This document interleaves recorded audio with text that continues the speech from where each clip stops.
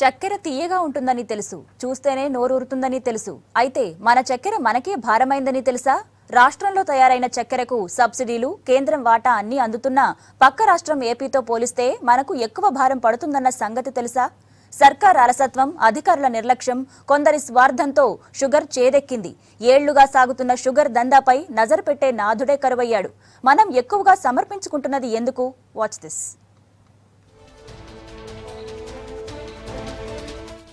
మన వనరుల్లో మనకు వాటా ఉంటుంది. పేదల సంక్షేమం కోసం కేంద్రం సబ్సిడీలు ఇస్తోంది. రాష్ట్ర ప్రభుత్వం కొంత మేరకు భారాన్ని భరిస్తోంది. సబ్సిడీలో దొరికే వస్తువు ఏదైనా పేదలకు తక్కువకే దొరకాలి. సేమ్ టైం సగటు జీవికి అందుబాటు ధరలో దొరకాలి. కానీ చక్కెర విషయంలో జరుగుతోంది వేరు. మన దగ్గర ఉత్పత్తి అవుతున్న చక్కెర మనకే చుక్కలు చూపిస్తోంది. తక్కువ ధరకు రావాల్సిన షుగర్ సర్కారుకు భారమై కూర్చుంది. అదే చక్కెర పక్క రాష్ట్రానికి అగవకే అందుతోంది. ఇంత జరుగుతున్నా మరి సివిల్ సప్లై ఏం చేస్తోంది?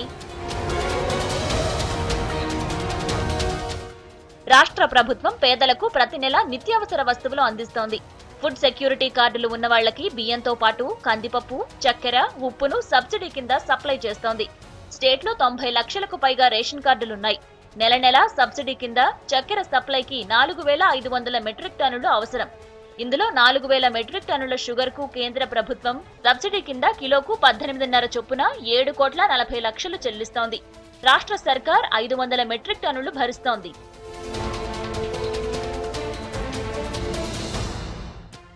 సర్కార్ సబ్సిడీ కింద సరఫరా చేసే చక్కెర కొనుగోలును టెండర్ల ప్రక్రియ ద్వారా చేపడుతోంది.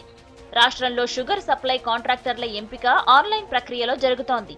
సర్కార్ కిలోకు 27.5 చొప్పున కొనుగోలు చేస్తోంది. ప్యాకింగ్, ట్రాన్స్పోర్ట్ పేరుతో మరో 4.5 రూపాయలు ఖర్చు చేస్తోంది.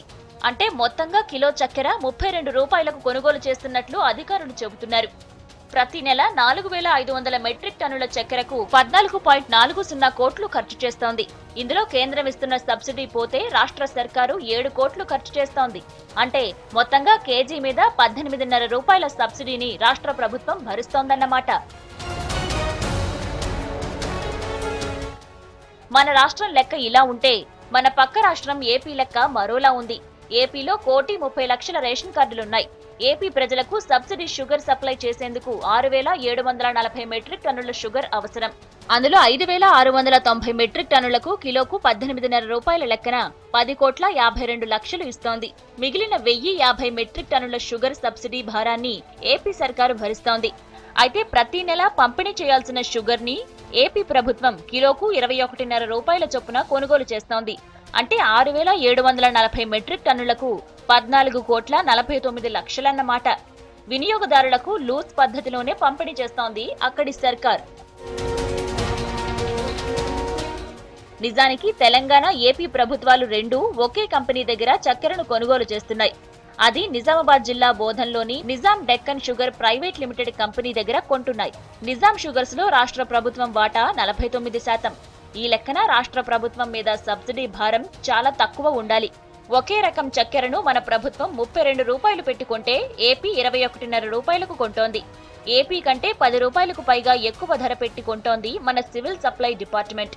ఈ లెక్కన ప్రతి నెల 4,500 మెట్రిక్ టన్నులకు 4,72,50,000 అదనంగా చెల్లిస్తున్నాం.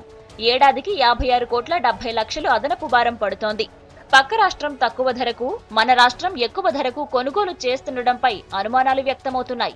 అంతేకాదు పక్క రాష్ట్రానికి లేని ట్రాన్స్పోర్ట్ ఛార్జెస్, ప్యాకింగ్ ఛార్జెస్ మనకు మాత్రమే ఎందుకన్న దానికి అధికారుల దగ్గర సమాధానం లేదు. అది మన దగ్గర ఉత్పత్తి అవుతున్న చక్కెరకు ట్రాన్స్పోర్ట్, ప్యాకింగ్ ఛార్జెస్ ఎందుకు చెల్లిస్తుందో పౌర సరఫరాల శాఖకే తెలియాలి.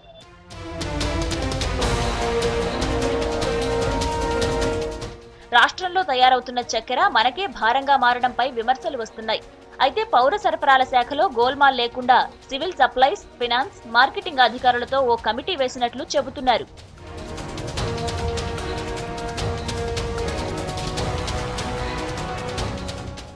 The condition for the supply, condition for buying was that ఈ మనీ ఇమీడియట్గా ఫార్మర్స్కి వెళ్ళాలి. కమిషనర్ ఆఫ్ షుగర్స్కి కూడా ఇన్వాల్వ్ చేశాము. కమిషనర్ ఆఫ్ షుగర్స్ ద్వారా ఒక అండర్టేకింగ్ తీసుకొని ఇప్పుడు ఫండ్స్ కూడా కమిషనర్ ఆఫ్ షుగర్కి మనం రిలీజ్ చేశాము.